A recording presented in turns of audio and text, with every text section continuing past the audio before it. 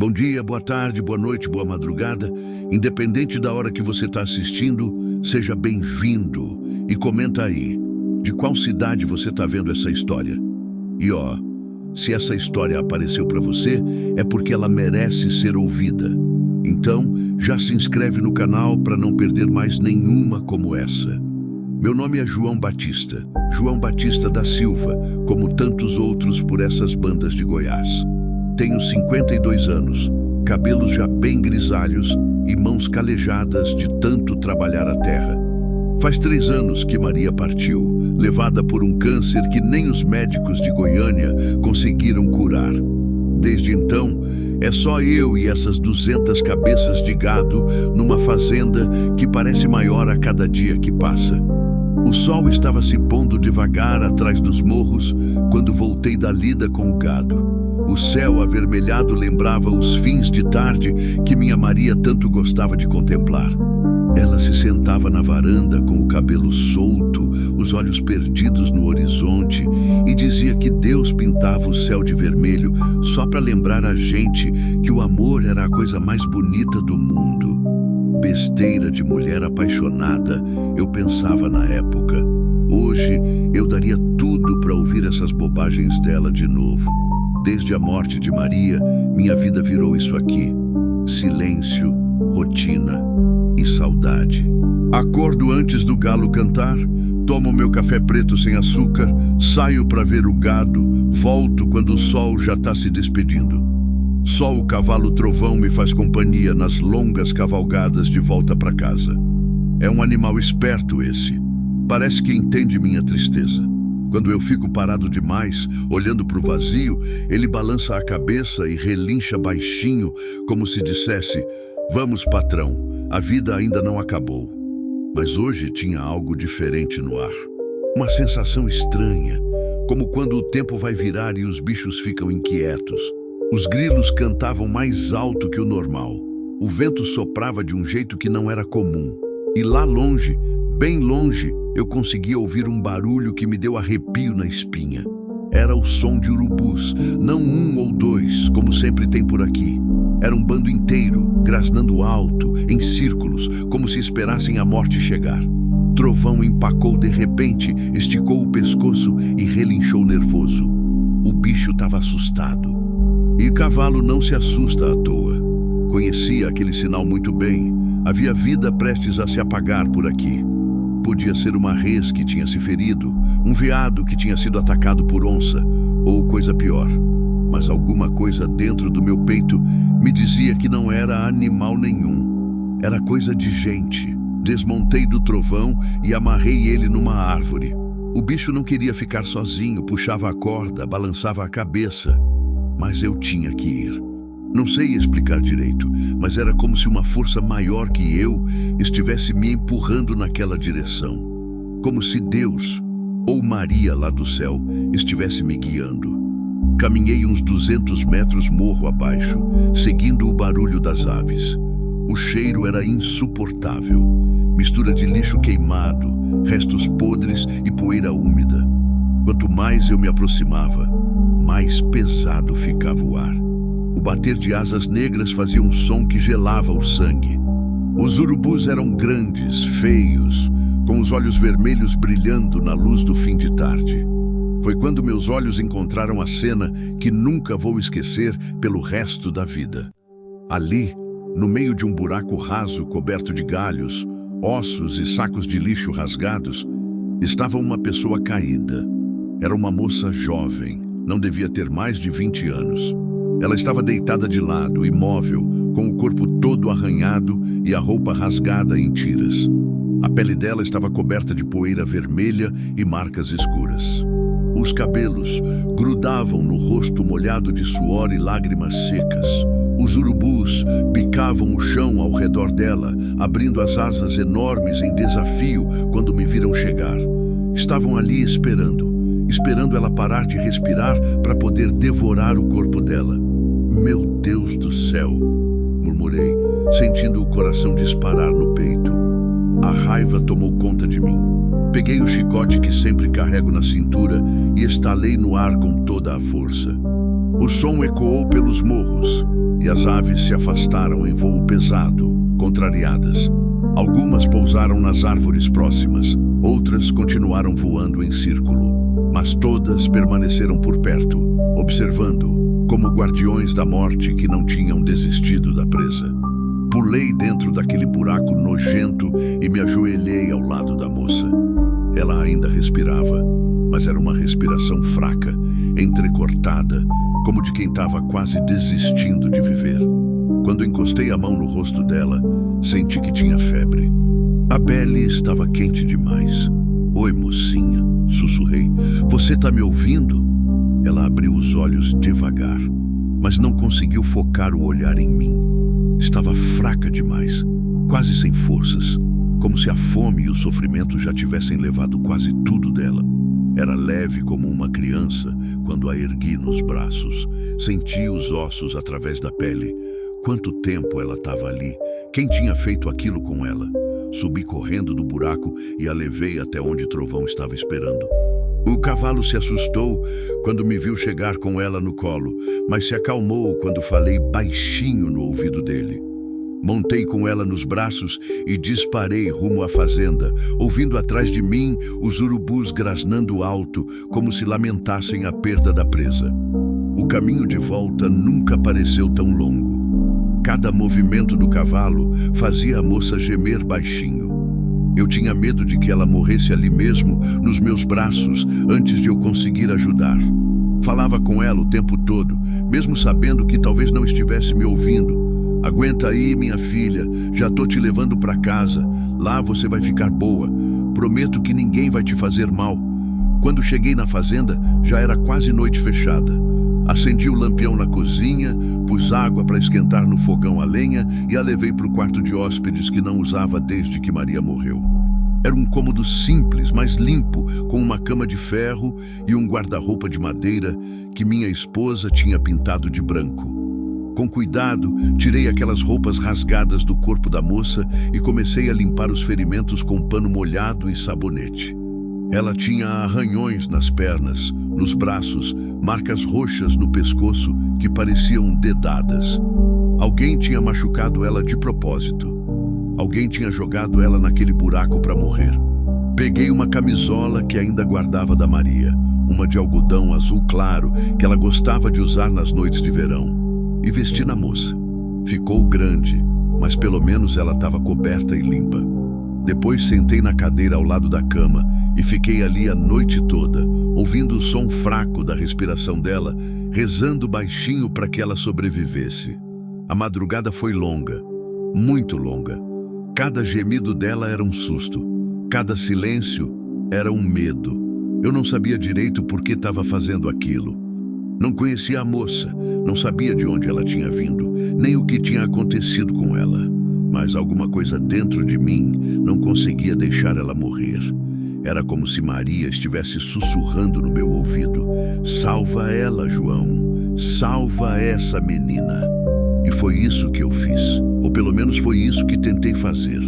Quando o galo cantou pela primeira vez, eu ainda estava sentado naquela cadeira com os olhos grudados na moça. Tinha dormido uns minutinhos aqui e ali, mas sempre acordava sobressaltado, com medo de que ela tivesse parado de respirar. O lampião tinha se apagado durante a madrugada e agora a luz fraca do amanhecer entrava pela janela pequena do quarto. Foi quando ela mexeu os dedos, primeiro bem devagarzinho, como se testasse se o corpo ainda obedecia. Depois abriu os olhos, mas não de uma vez. Foi aos poucos, piscando, tentando entender onde estava. Quando finalmente conseguiu focar o olhar em mim, o susto foi tanto que ela tentou se levantar da cama de um pulo. "Calma, mocinha", disse baixinho, levantando as mãos para mostrar que não ia fazer mal. "Você está segura aqui."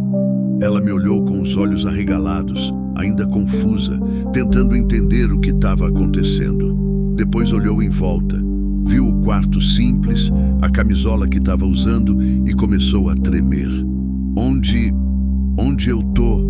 murmurou com uma voz rouca que mal saía da garganta. "Na minha fazenda", respondi. me aproximando devagar da cama. Encontrei você ontem, no fim da tarde. Você estava num lugar muito feio, cercada de urubu. Trouxe você para cá. A lembrança pareceu voltar de uma vez só. Ela fechou os olhos apertado e levou as mãos ao rosto, como se quisesse se esconder. Começou a chorar baixinho, um choro que partia o coração de ouvir. Ele me jogou lá, sussurrou entre as lágrimas. Ele disse que eu ia morrer comida de urubu. Não perguntei quem era ele, não naquele momento. A moça estava muito abalada para falar sobre isso. Em vez disso, me levantei e fui até a cozinha buscar um copo d'água e uma fatia de pão com mel. Quando voltei, ela estava sentada na beirada da cama, ainda tremendo. "Como é seu nome?" perguntei, oferecendo a água. "Clara", respondeu baixinho. "Clara dos Santos." "Prazer, Clara. Meu nome é João Batista, mas pode me chamar só de João." Ela bebeu a água devagar, como se cada gole fosse um esforço imenso. O pão ela mal conseguiu comer. Mastigava um pedacinho pequeno e já parecia estar passando mal. "Faz tempo que você não come direito?" perguntei. Clara fez que sim com a cabeça. 2 dias. Ele não me dava comida quando eu desobedecia. A raiva começou a subir dentro de mim de novo, mas me controlei. Clara precisava de cuidado, não de mais violência na vida dela. "Bom, agora você vai comer direitinho", disse. "Mas aos poucos, para não passar mal. Seu estômago precisa se acostumar de novo." Passei o resto da manhã cuidando dela. Trouxe mais água, um caldo de galinha bem ralo, frutas picadas. Clara comia devagar, desconfiada, como se esperasse que a comida fosse ser tirada dela a qualquer momento. Era doloroso de ver. No fim da tarde, quando ela já estava um pouco mais forte, tentei conversar de novo. "Clara, preciso saber. Tem alguém que você quer que eu chame? Algum familiar?" Ela balançou a cabeça. "Não tenho ninguém. Minha mãe morreu quando eu era pequena. Ficei com ele." "Ele quem?" "Meu padrasto, Olívio." A voz dela ficou ainda mais baixa.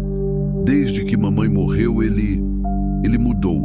Disse que eu era um peso, que não servia para nada, que ele já tinha feito demais criando uma filha que nem era dele."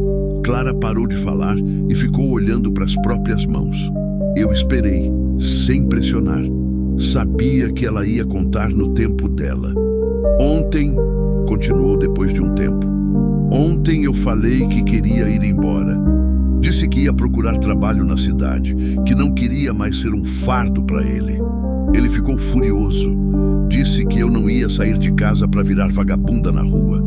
E então, as lágrimas voltaram. Clara cobriu o rosto com as mãos. Ele me amarrou as mãos e me jogou na caçamba da caminhonete. Rodou não sei quanto tempo por essas estradas. Quando parou, me arrastou até aquele buraco e me empurrou lá dentro. Disse que se eu não prestava para nada mesmo, pelo menos ia servir de comida para os urubu. Eu senti uma vontade imensa de sair correndo atrás desse tal de Olívio e fazer ele pagar pelo que tinha feito. Mas olhei para Clara, tão pequena, tão machucada, e entendi que meu lugar era ali, cuidando dela. "Ele não vai te encontrar aqui", disse, colocando a mão no ombro dela com cuidado. "Minha fazenda fica longe de tudo, e mesmo que ele aparecesse, ia ter que passar por cima de mim primeiro." Clara me olhou como se não acreditasse que alguém pudesse querer proteger ela. "Por que o senhor está fazendo isso?" perguntou. "Não me conhece de lugar nenhum." Era uma pergunta que eu mesmo estava me fazendo desde a noite anterior. Por que eu tinha parado quando ouvi os urubus? Por que não tinha só seguido meu caminho, como qualquer pessoa sensata faria? Por que tinha trazido uma estranha para minha casa? Olhei pela janela. O sol estava se pondo de novo, pintando o céu daquele vermelho que Maria tanto gostava. E de repente eu soube a resposta. "Porque todo mundo merece uma segunda chance", respondi. "E porque eu acho que Deus ou minha falecida esposa me colocaram no seu caminho por algum motivo." Clara chorou de novo, mas dessa vez parecia um choro diferente. Não era de dor ou desespero, era de alívio. Como se ela finalmente tivesse encontrado um lugar seguro depois de muito tempo perdida na tempestade. Naquela noite, ela dormiu um sono mais tranquilo. E eu também. Pela primeira vez em 3 anos, não sonhei com Maria morrendo no hospital. Sonhei com ela sorrindo, acenando para mim de longe, como se estivesse me dizendo que eu tinha feito a coisa certa. Quando acordei no outro dia, Clara já estava na cozinha tentando fazer café. As mãos dela ainda tremiam e ela se assustou quando me viu chegar. "Desculpa", disse rapidinho. "Eu só queria ajudar de algum jeito." "Não precisa pedir desculpa", respondi sorrindo. "Mas deixa eu te ensinar o jeito certo de fazer o café. Aqui em casa a gente faz bem forte."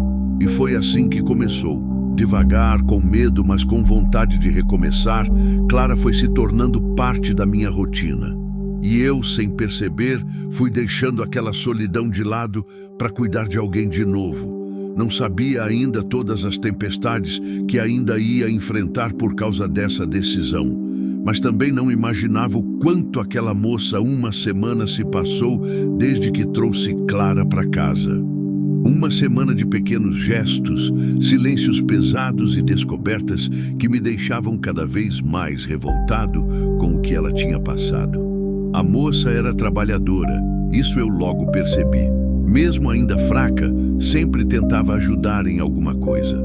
Varria o terreiro, dava milho para as galinhas, organizava a cozinha, mas qualquer barulho mais alto a fazia pular de susto. Um caminhão passando na estrada de terra, trovão relinchanando no pasto, o latido dos cachorros dos vizinhos. Tudo era motivo para ela se encolher e olhar ao redor com os olhos arregalados, como um bicho acuado. Era doloroso de ver, mas eu respeitava o tempo dela. Trauma é coisa que não se cura da noite para o dia. Naquela manhã de sábado, decidi levar Clara comigo até o açude que fica nos fundos da propriedade. Pensei que talvez um pouco de ar puro e a vista da água pudessem fazer bem para ela. Clara hesitou primeiro, mas depois aceitou. Montamos no trovão, ela na garupa, se segurando na minha cintura com as mãos trêmulas. O açude estava bonito naquele dia. A água refletia o céu azul sem nuvens e os pássaros cantavam nas árvores da beira. Sentamos na sombra de um ipê amarelo e por um tempo ficamos só ouvindo o barulho da natureza. Clara parecia mais relaxada ali. Pela primeira vez desde que a trouxe para casa, vi um esboço de sorriso no rosto dela. "É bonito aqui", disse baixinho. "Minha esposa adorava esse lugar", respondi. Ela dizia que era o pedacinho de céu na terra. O que aconteceu com ela? Não esperava essa pergunta. Fazia tanto tempo que ninguém perguntava sobre Maria que por um momento não soube o que responder. "Câncer", disse finalmente.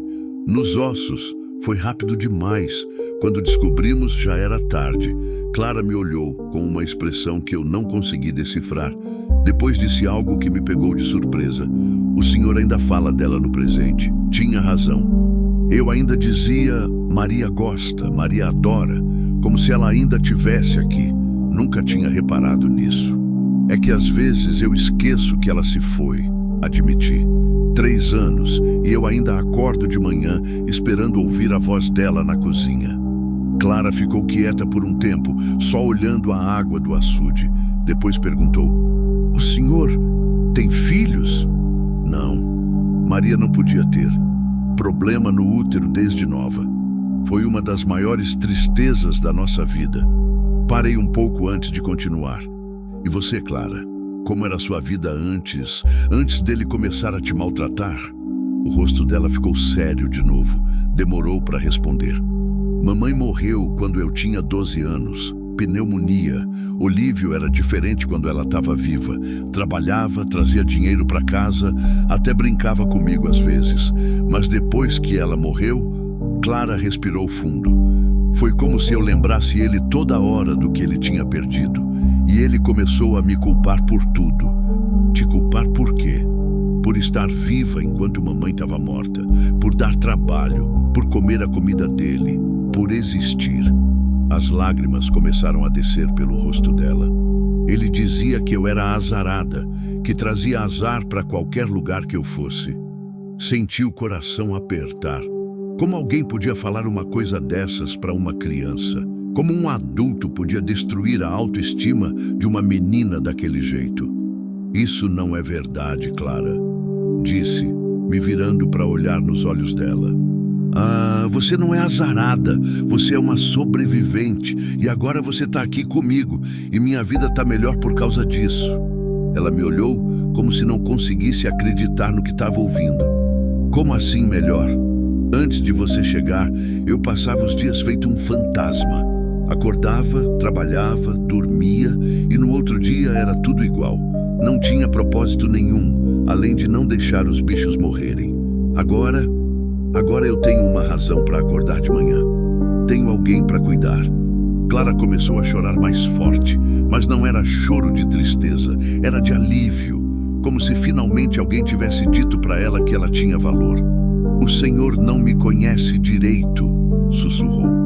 Não sabe como eu sou por dentro. Então me conta. Ela hesitou muito antes de começar a falar. Quando finalmente decidiu se abrir, foi como se uma represa tivesse se rompido. Eu tenho medo de tudo, disse. Medo de gente, medo de barulho, medo de dormir. Quando eu era mais nova, Olívio me trancava no porão da casa, quando eu fazia alguma coisa errada. Ficava horas no escuro, ouvindo os ratos correrem. Às vezes, ele esquecia de mim lá. Uma vez fiquei 2 dias sem comer nem beber água.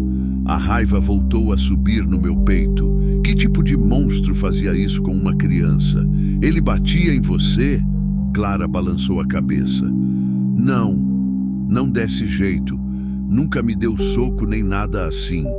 Mas ele me empurrava, puxava meu cabelo, apertava meu braço com força. E as palavras doíam mais que qualquer pancada. Que tipo de palavras? Que eu era um lixo, que eu não prestava para nada, que nenhum homem ia me querer porque eu era feia e burra, que eu devia ter morrido no lugar da minha mãe. Clara limpou as lágrimas com as costas da mão. Sabe o que mais doía?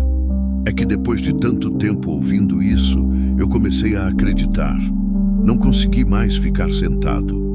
Me levantei e caminhei até a beira do açude, tentando controlar a vontade de sair dali e procurar esse tal de Olívio. Mas Clara precisava de mim ali, inteiro, não perdido numa sede de vingança. Você acreditava no quê? Perguntei, voltando para perto dela. Que eu não prestava mesmo, que eu era um peso, que talvez o mundo fosse melhor sem mim. Ela me olhou com uma tristeza funda nos olhos. Por isso eu nunca tentei fugir antes. Achava que não tinha para onde ir, que ninguém ia me querer mesmo. E o que mudou? Por que você tentou sair agora? Clara ficou quieta por um longo tempo. Quando respondeu, a voz dela estava diferente, mais firme. Porque eu fiz 20 anos na semana passada e de repente me bateu uma coisa. Uma voz pequena dentro de mim, dizendo que eu não podia passar a vida inteira acreditando nas mentiras dele. Que eu tinha direito de tentar ser feliz, mesmo que eu não soubesse como. E você tem mesmo, disse, me sentando de novo ao lado dela. Todo mundo tem direito de ser feliz, Clara, inclusive você. Ficamos um tempo ali, só ouvindo os passarinhos e o barulho suave da água batendo na margem. Clara parecia mais leve depois de desabafar, como se um peso tivesse saído dos ombros dela. Quando o sol começou a ficar mais forte, decidimos voltar para casa. No caminho, Clara disse algo que me deixou pensativo. João, posso te fazer uma pergunta pessoal? Claro. O senhor já pensou em desistir depois que sua esposa morreu? A pergunta me pegou desprevenido. Levei um tempo para responder. Pensei sim, muitas vezes. Teve noites que eu deitava na cama e pedia para Deus me levar também. Achava que não tinha mais motivo para continuar. E o que te fez continuar? Olhei para o horizonte, para os pastos verdes, para o gado pastando sossegado. Pensei na resposta mais honesta que eu podia dar. Acho que foi o medo de desperdiçar tudo que a Maria e eu construímos juntos, e uma esperança pequena, mas teimosa, de que algum dia ia aparecer um motivo novo para eu querer viver. Clara me olhou de um jeito estranho e apareceu. Parei o cavalo por um momento e me virei para olhar para ela. Apareceu, sim. Naquela tarde, enquanto Clara cuidava da horta e eu consertava a cerca do curral, pensei em como é engraçado o jeito que a vida funciona.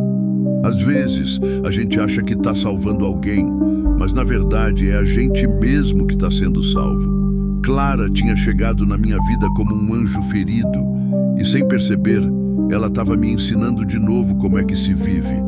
Mas eu ainda não sabia que os piores momentos ainda estavam por vir e que em breve, tanto eu quanto ela íamos ser testados de um jeito que nunca imaginei. 2 semanas depois da nossa conversa no açude, Clara já estava bem diferente. Ainda assustada, ainda frágil, mas com uma cor melhor no rosto e um jeito menos assombrado de andar pela casa. Ela tinha começado a falar mais, a fazer perguntas sobre a fazenda, sobre os bichos, sobre como era a minha vida com Maria. Às vezes até sorria quando eu contava alguma história engraçada dos primeiros anos de casado. Naquela manhã de terça-feira, acordei com uma sensação estranha. O ar estava pesado, abafado, e havia um silêncio esquisito lá fora. Nem os passarinhos estavam cantando direito. Olhei pela janela e vi que o céu estava carregado de nuvens escuras, daquelas que anunciam tempestade brava. O vento começava a balançar as árvores com mais força. Clara estava na cozinha quando desci, tentando acender o fogão a lenha para fazer o café da manhã. As mãos dela ainda tremiam um pouco, mas ela estava conseguindo se virar sozinha na maioria das coisas. "Bom dia", disse, sorrindo quando me viu. Era um sorriso pequeno, mas genuíno. "Bom dia, Clara." Olhei de novo pela janela. "Acho que hoje vai chover forte. Melhor você não sair de casa." Ela parou o que estava fazendo e me olhou com uma expressão preocupada. "E o gado? Eles vão ficar bem?" Era engraçado como ela já se preocupava com os bichos. Nos últimos dias, tinha pego o costume de ir comigo até o pasto só para ver os animais. Ficava de longe, ainda com medo, mas observava tudo com curiosidade. Uma vez vi ela falando sozinha com uma bezerra que tinha se separado do rebanho. "Eles sabem se cuidar", respondi. "Mas eu preciso ir lá verificar se o bebedouro está funcionando bem. Com essa chuva que vem vindo, pode ser que entupa." O café da manhã foi rápido. Pão caseiro, manteiga, geleia de goiaba que Clara tinha feito no dia anterior com as frutas da nossa goiabeira. Ela estava aprendendo rápido as coisas da casa, como se quisesse mostrar que podia ser útil. Eu sempre dizia para ela que não precisava se esforçar tanto, mas ela insistia. "É o mínimo que posso fazer", dizia sempre. Depois do café, selei o trovão e me preparei para dar uma volta nos pastos antes da chuva chegar. Clara ficou na varanda me vendo partir, com os braços cruzados, o vento bagunçando os cabelos dela. Havia algo nos olhos dela que eu não conseguia decifrar, uma inquietação diferente da habitual. "Volta logo", disse quando eu já estava montado. "Volto antes do almoço", prometi. Não sabia que seria a última promessa que eu ia conseguir cumprir por muito tempo. A tempestade chegou do nada, como costuma acontecer por essas bandas de Goiás. Um minuto o céu estava só nublado, no outro começou a chover que nem o fim do mundo. Não era aquela chuvinha mansa de garoa, era chuva grossa, dessas que machuca quando bate na pele, acompanhada de vento forte que dobrava as árvores e raios que cortavam o céu como facadas. Eu estava no pasto mais distante quando a tempestade desabou. Em questão de minutos, o chão virou lama e a visibilidade ficou quase zero. O trovão empacou, assustado com os trovões, e eu tive que desmontar para não cair. Procurei abrigo embaixo de uma árvore grande, mas logo percebi que estava numa situação perigosa. Raio não perdoa a árvore alta. Tentei voltar para casa, mas a chuva estava tão forte que mal conseguia enxergar 5 metros à frente. As estradas de terra viraram rios de lama vermelha. Trovão escorregava a cada passo. Foi quando ouvi um barulho que gelou meu sangue. O som da ponte de madeira sobre o córrego se partindo. Era a única ponte entre aquela parte da fazenda e a casa. Sem ela, eu estava ilhado. E pior, Clara estava sozinha do outro lado, sem saber o que tinha acontecido comigo. Fiquei 3 horas debaixo daquela tempestade, tentando encontrar um jeito de atravessar o córrego que tinha virado um rio bravo.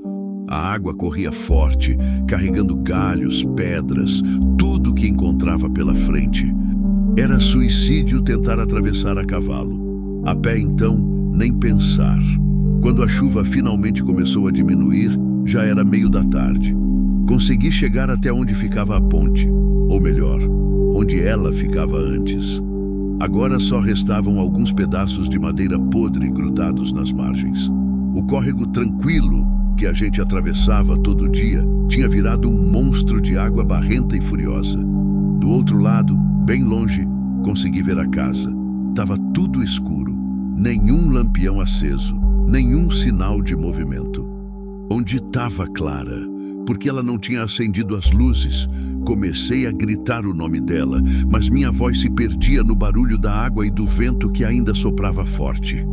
Trovão relinchava nervoso, sentindo meu desespero. Eu não conseguia parar de pensar nas piores possibilidades. E se Clara tinha se assustado com a tempestade e tinha saído correndo? E se ela tinha tentado me procurar e tinha se perdido? E se o padrasto dela tinha aparecido?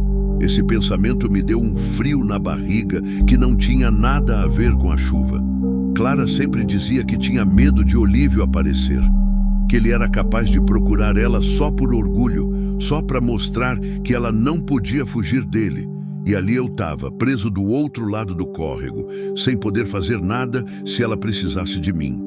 A tarde passou devagar, cada minuto parecendo uma hora. Tentei de tudo para atravessar. Procurei troncos grandes para fazer uma ponte improvisada, mas a correnteza era muito forte. Pensei em dar a volta pela fazenda do vizinho, mas era muito longe, e com aquela lama toda seria impossível chegar antes do anoitecer. Quando o sol começou a se pôr, a água do córrego finalmente começou a baixar. Ainda estava perigosa, mas talvez, com muito cuidado, eu conseguisse atravessar. Tirei as botas, arregacei as calças e entrei na água gelada. A correnteza quase me derrubou no primeiro passo. A água batia na cintura e o fundo era traiçoeiro, cheio de pedras soltas e galhos. Cada passo era uma luta. Trovão ficou na margem, relinchando baixinho, como se soubesse que não podia me acompanhar. Levei quase 1 hora para atravessar 100 metros de córrego.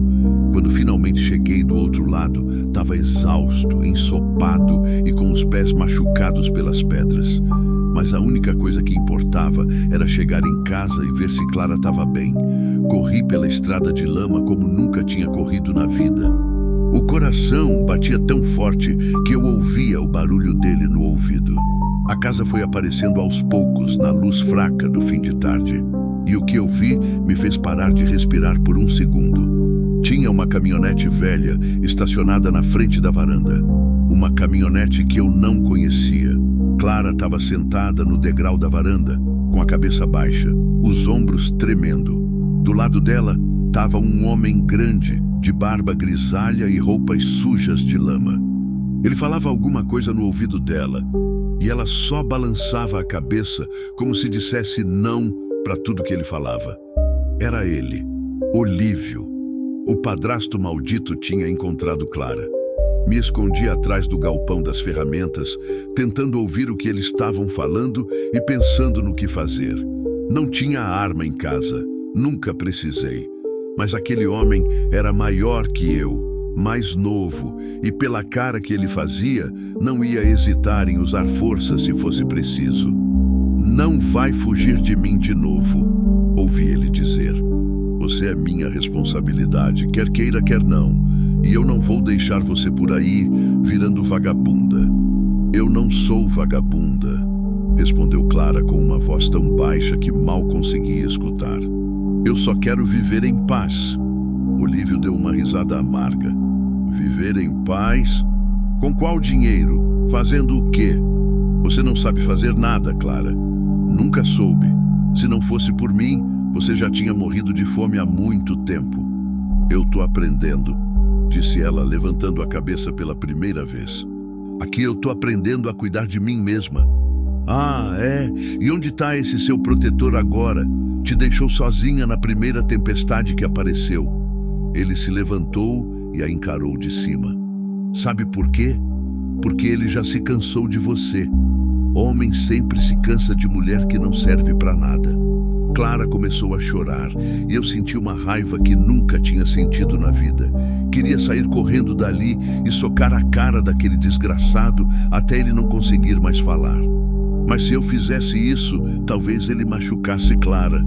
Tinha que pensar em outro jeito. Por favor, implorou Clara, me deixa ficar. Eu prometo que nunca mais vou incomodar o senhor. Vou sumir da sua vida para sempre. Tarde demais para isso, respondeu Olívio. Você já me deu trabalho demais. Tive que rodar essas estradas todas te procurando. Perdi tempo, gastei gasolina e agora vai ter que pagar por isso. Ele a pegou pelo braço e puxou ela para cima com força. Clara gemeu de dor, mas não resistiu. Tava claro que ela tinha medo demais dele para lutar. Vamos embora. Agora. Não, disse Clara de repente parando de chorar. Eu não vou. Olívio parou e olhou para ela como se não acreditasse no que tinha ouvido. Como é que é? Eu disse que não vou. A voz dela estava tremendo, mas havia uma firmeza ali que eu nunca tinha ouvido antes. O senhor me jogou para os urubus para morrer. Na sua cabeça eu já tô morta, então me deixa em paz. A cara de Olívio ficou vermelha de raiva.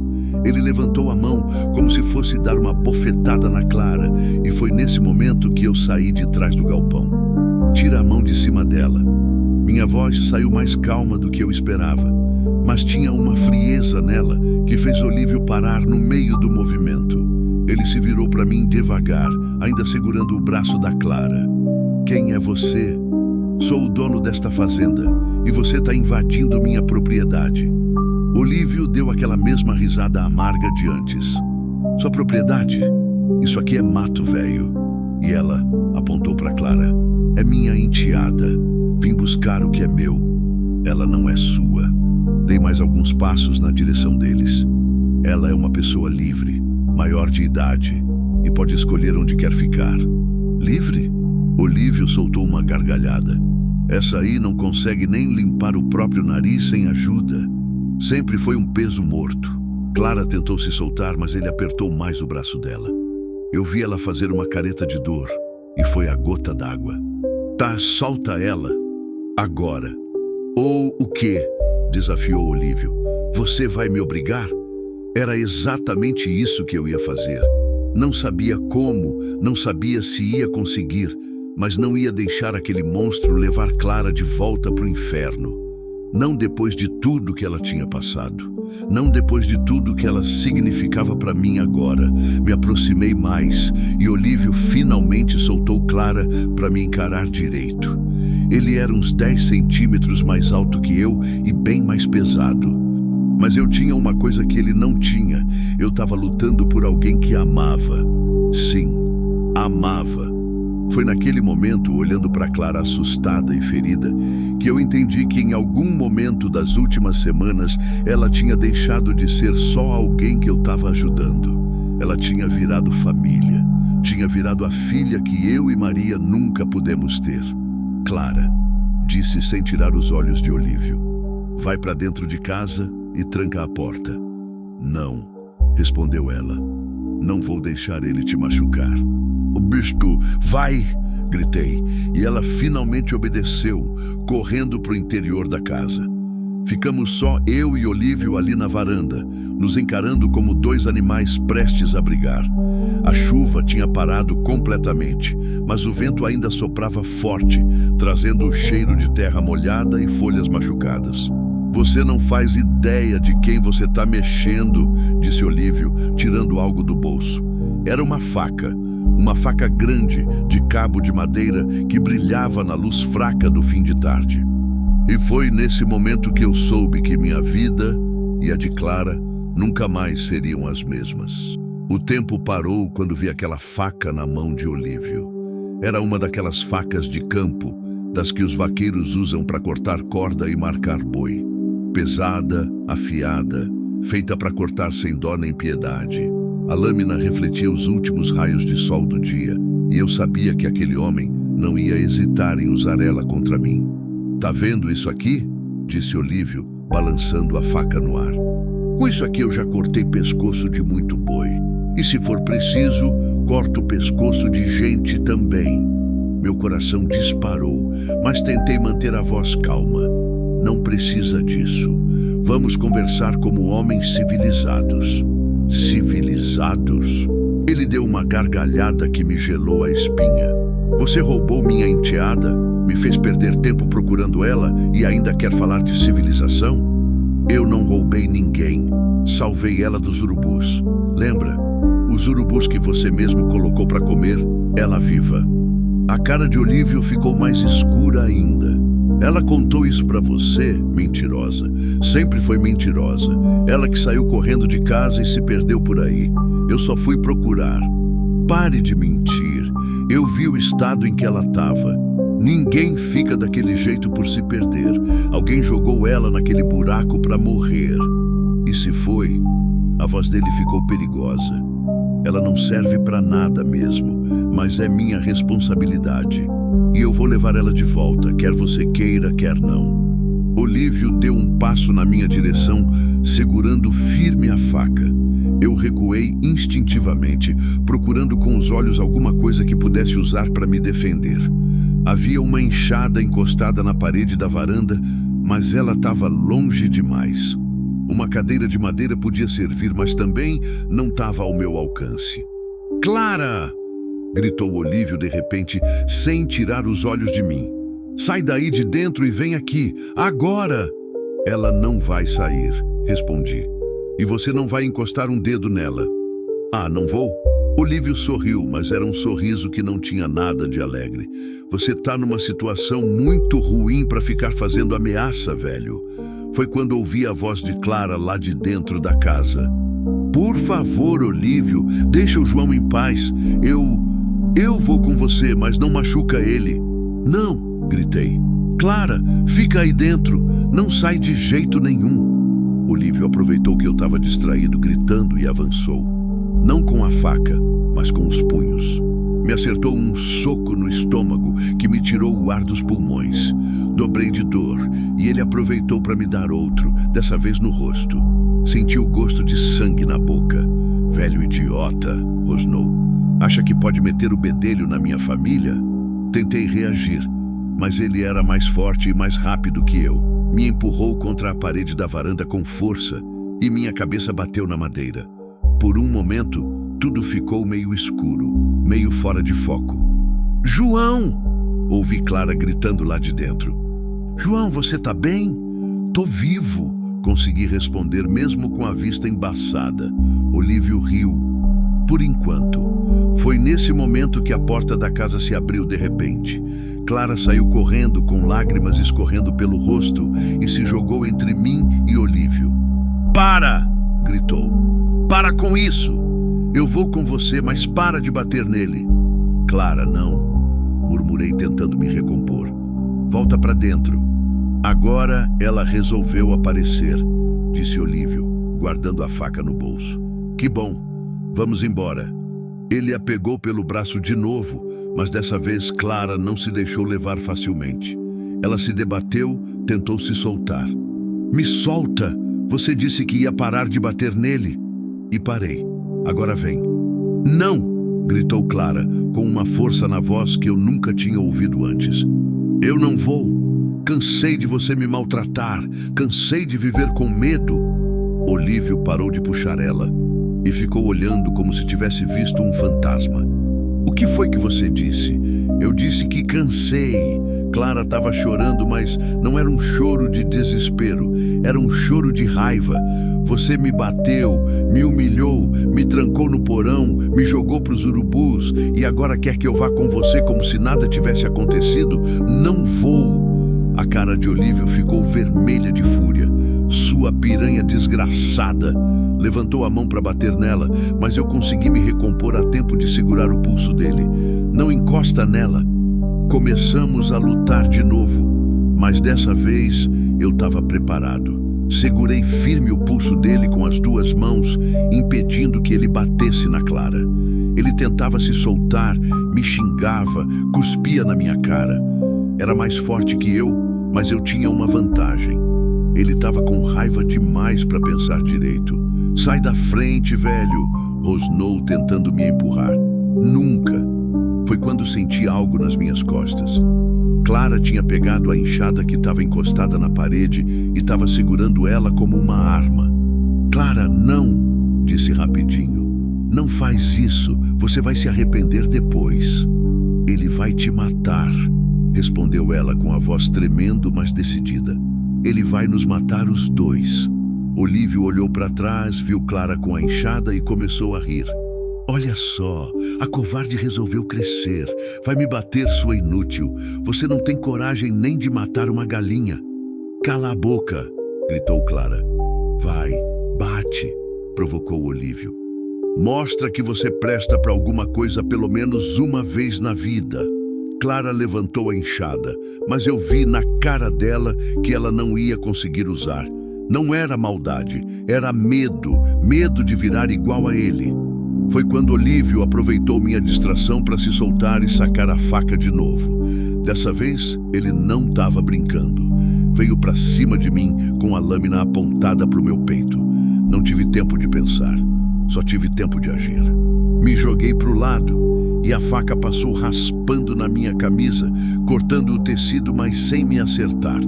Rolei no chão da varanda e me levantei do outro lado. Agora você vai morrer, velho, disse Olívio, se virando para mim com os olhos cheios de ódio. Foi quando ouvi o barulho. Crack! Clara tinha batido a enxada no chão da varanda com toda a força, bem perto dos pés de Olívio. O cabo de madeira se partiu no meio e o barulho foi tão alto que todos nós paramos de se mexer por um segundo. Chega! Gritou Clara, jogando os pedaços da enxada longe. Chega! Eu cansei. Cansei de vocês brigando por minha causa.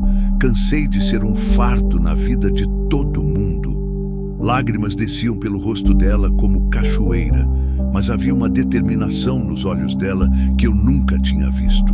Olívio, continuou se virando para ele. Você quer que eu vá embora? Então eu vou. Mas não com você. Nunca mais com você. Vou sozinha.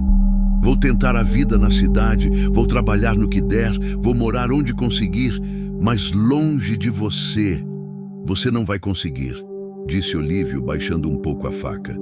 Você não sabe fazer nada. Então eu vou aprender. A voz dela estava firme agora. João me ensinou que eu posso aprender. Me ensinou que eu tenho valor, que eu não sou lixo, como você sempre disse. Olívio olhou para mim com um ódio que podia pegar fogo. Foi você que botou essas ideias na cabeça dela. Não, respondi. Essas ideias sempre estiveram lá. Eu só ajudei ela a lembrar. Clara se aproximou de mim devagar. E você, João? Obrigada por tudo que você fez por mim. De verdade. Você salvou minha vida. Mas eu não posso continuar sendo um problema para você também. Você não é um problema, Clara, nunca foi. Sou sim. Ela sorriu através das lágrimas. Olha o que já aconteceu por minha causa. Você quase morreu hoje. E eu faria tudo de novo, disse, olhando nos olhos dela. Porque você não é só alguém que eu tô ajudando, Clara. Você é família. As palavras saíram antes que eu pudesse pensar nelas. Mas quando saíram, eu soube que eram verdade. Clara tinha virado a filha que eu nunca tive. A família que eu pensei que tinha perdido para sempre quando Maria morreu. Clara começou a chorar mais forte, mas era um choro diferente, de emoção, de gratidão. João, é assim mesmo, interrompi. Família. E família não abandona família. Olívio cuspiu no chão. Que cena mais tocante, mas acabou a novela. Levantou a faca de novo. Ou vocês dois vêm comigo, ou vocês dois morrem aqui. Foi quando ouvimos o barulho de motor se aproximando. Depois outro, e mais outro. 3 carros estavam vindo pela estrada de terra na direção da casa. Olívio ficou tenso. Quem é? Eu não sabia, mas torci para que fosse alguém que pudesse ajudar. Os faróis dos carros começaram a aparecer entre as árvores, cortando a escuridão que já tinha tomado conta da fazenda. O primeiro carro que parou na frente da casa era uma viatura da polícia militar. O segundo era um carro do corpo de bombeiros. O terceiro eu reconheci. Era a caminhonete do meu vizinho, seu Antônio. "Polícia!" gritou uma voz. "Larguem as armas!" Olívio olhou para os carros, depois para mim, depois para Clara. A faca ainda estava na mão dele, mas eu via que ele estava calculando as chances. 3 carros, várias pessoas armadas, contra ele sozinho. "Como vocês souberam?" começou a perguntar. "E eu liguei", disse uma voz atrás de nós. Todos se viraram. Clara estava segurando o telefone sem fio da casa. O telefone que eu nem sabia que funcionava depois da tempestade. "Quando vocês começaram a brigar, eu consegui ligar para o número de emergência", explicou ela. "Falei que tinha um homem com faca ameaçando de morte o dono da fazenda."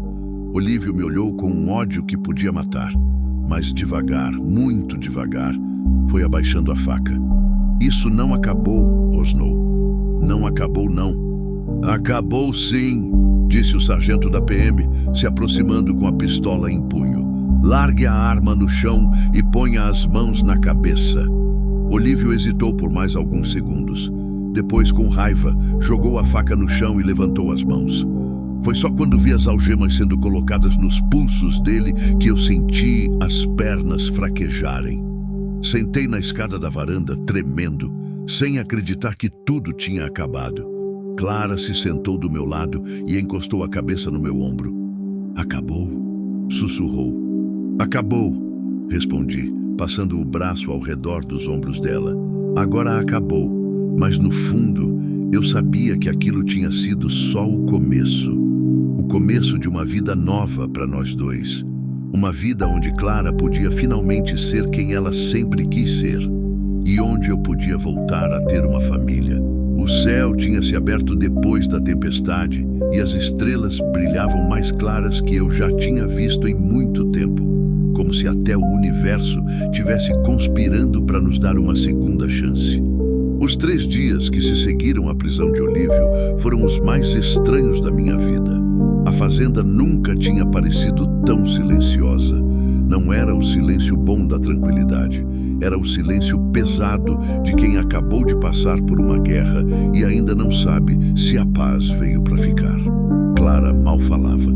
Passava os dias sentada na varanda, olhando para o horizonte, como se esperasse que Olívio aparecesse de novo a qualquer momento.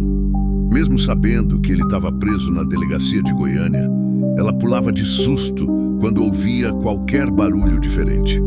Um cachorro latindo longe, o vento balançando a porteira, o motor de algum carro passando na estrada. Eu tentava deixar ela à vontade, não pressionar para conversar. Sabia que ela estava processando tudo o que tinha acontecido. A coragem que ela tinha encontrado para enfrentar Olívio, a decisão de chamar a polícia, a sensação de finalmente estar livre do homem que tinha feito a vida dela um inferno por 8 anos. Não era coisa que se digeria da noite para o dia. Na manhã do 4º dia, enquanto eu dava milho para as galinhas, Clara se aproximou devagar. Estava usando um vestido azul que eu tinha comprado para ela na última ida à cidade. O primeiro vestido novo da vida dela. Ela tinha me confessado na época, com os olhos cheios de lágrimas de gratidão. "João", disse baixinho, Preciso te contar uma coisa. Parei o que estava fazendo e olhei para ela. Havia algo diferente no jeito dela falar. Uma seriedade que não era só tristeza. Era como se ela tivesse tomado uma decisão importante. Pode falar, minha filha. Clara respirou fundo antes de continuar. Ontem, quando você foi na cidade fazer compras, eu liguei para a delegacia. Queria saber o que ia acontecer com Olívio. Senti um frio no estômago. E aí, o que eles disseram? Que ele vai ficar preso por um tempo. Tentativa de homicídio, ameaça, cárcere privado. Ela parou um pouco. Mas depois ele vai sair. Era o que eu temia. Por pior que fosse o que Olívio tinha feito, o sistema não ia prender ele para sempre. Uma hora ele ia voltar às ruas. E quando voltasse, ia estar com mais raiva ainda de mim e da Clara. E tem mais, continuou Clara. O delegado disse que eu vou ter que testemunhar no julgamento. Vou ter que contar tudo o que ele fez comigo todos esses anos, na frente de todo mundo, na frente dele. A voz dela começou a tremer na última frase. Eu me aproximei e coloquei a mão no ombro dela. Você não precisa ter medo, disse. Eu vou estar lá com você, não vai enfrentar isso sozinha. Não é só isso, João. Clara me olhou com uma expressão que misturava medo e determinação. É que, contando tudo em detalhes, todo mundo vai saber. Toda a cidade vai saber o que ele fez comigo. Como ele me humilhava, como me tratava. As lágrimas começaram a descer. E eu não sei se tenho coragem para isso. Entendi o que ela queria dizer. Numa cidade pequena, todo mundo conhece todo mundo. E, infelizmente, muitas vezes, quem sofre violência acaba sendo julgado junto com quem comete. Clara ia ter que reviver todos os traumas, expor todas as feridas na frente de pessoas que talvez não entendessem pelo que ela tinha passado. Clara, disse, escolhendo bem as palavras, isso é uma escolha que só você pode fazer. Ninguém pode obrigar você a testemunhar se você não quiser, mas saiba que, independente do que você decidir, eu vou estar do seu lado. Ela ficou quieta por um longo tempo, só ouvindo o canto dos passarinhos e o barulho distante do gado no pasto. Depois disse algo que me surpreendeu. Sabe o que mais me dói, João? Não é nem a vergonha de contar o que ele fez, é que uma parte de mim ainda tem medo de que as pessoas acreditem nele e não em mim. Como assim? Ele sempre foi bem visto na cidade. Trabalhava, pagava as contas, ia na igreja todo domingo. Clara limpou as lágrimas com as costas da mão. As pessoas viam ele como um homem de família que teve a bondade de criar a filha da esposa morta. Ninguém imaginava o que acontecia dentro de casa quando ninguém estava olhando. Era uma realidade cruel, mas eu sabia que ela tinha razão. Quantas vezes a gente não ouve casos assim? O homem que todo mundo admira na rua e que é um monstro dentro de casa. A pessoa que sorri para os vizinhos e que destrói a própria família nas quatro paredes. Clara, olha para mim, disse pegando nas duas mãos dela. Eu vi o estado em que você estava quando te encontrei. Eu vi as marcas no seu corpo. Eu vi o medo nos seus olhos. Eu sei que tudo que você contou é verdade. E qualquer pessoa com um pingo de bom senso vai ver isso também. E se não virem, o problema é delas, não seu. Você vai ter feito sua parte. Vai ter tido a coragem de falar a verdade. E isso, independente do resultado, já é uma vitória. Clara me abraçou de repente e eu senti ela tremendo nos meus braços. Era um abraço desesperado de quem está se agarrando na única certeza que tem na vida. Eu tenho muito medo, João, sussurrou. Eu sei, mas você é muito mais corajosa do que imagina.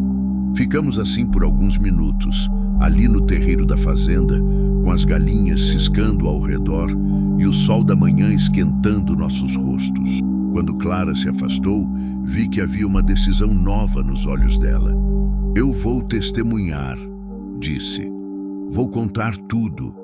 Não por mim, por todas as outras meninas que talvez estejam passando pelo que eu passei e que não têm coragem de falar.